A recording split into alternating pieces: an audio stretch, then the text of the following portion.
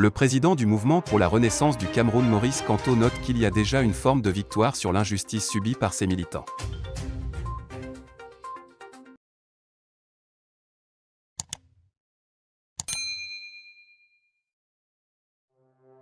Le 20 novembre dernier, alors que Maurice Kamto rendait visite à 2 de ses militants sortant de prison sur décision du tribunal militaire de Bafoussam à l'ouest, il s'est réjoui du fait que rendu à cette date, sur plus de 600 des membres de son parti politique qui avaient été arrêtés pour les marches blanches, il n'en reste que 122.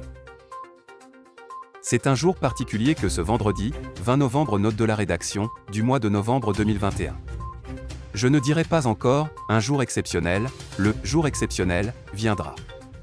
Aujourd'hui, 20 novembre 2021 note de la rédaction, c'est un jour particulier, où je suis habité par la joie. Depuis plus d'un an, 124 de nos amis politiques, restants, parce qu'il était plus de 600, arrêtés injustement, arbitrairement et illégalement au départ.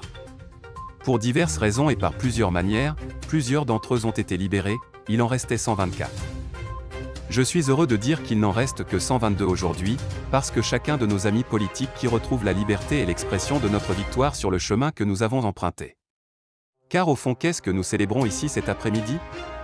Sinon les prémices de la victoire sur l'injustice et la dictature. Les prémices, c'est le début, c'est le commencement. Et je voudrais le dire à ceux qui nous suivent, nous ne cherchons pas la bagarre, mais nous ne fuirons pas nos responsabilités, a déclaré Maurice Kamto.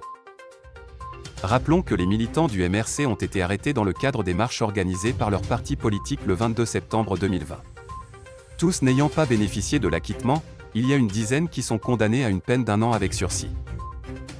Dans le détail, 27 militants comparaissaient libres et 6 autres étaient en prison. Parmi ces derniers, 2 recouvriront la liberté après paiement d'une amende de 300 000 francs CFA chacun.